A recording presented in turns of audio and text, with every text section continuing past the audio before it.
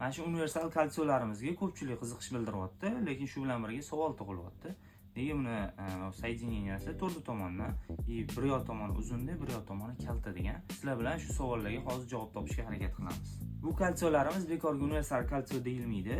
Ya'ni, xo'p, bunaqa kengroq tomoni bilan yiqqaningizda buni ramkasiz yig'sanglar bo'ladi. Mana bunaqa ingichkaroq tomoni bilan yig'sanglar, bunda ramkaga yig'iladigan rozetkalarni qo'shsanglar bo'ladi. Hop, mana ko'rishingiz mumkin.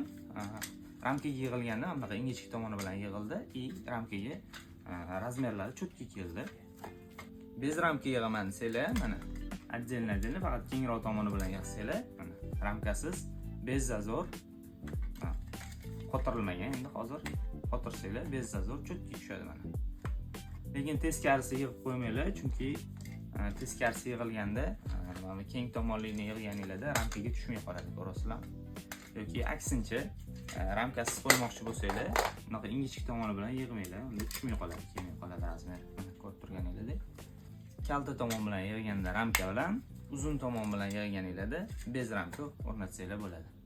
Shunga o'xshagan foydali ma'lumotlarni o'tkazib olmaslik uchun bizning sahifaga obuna bo'lib qo'yinglar. Salomat bo'linglar.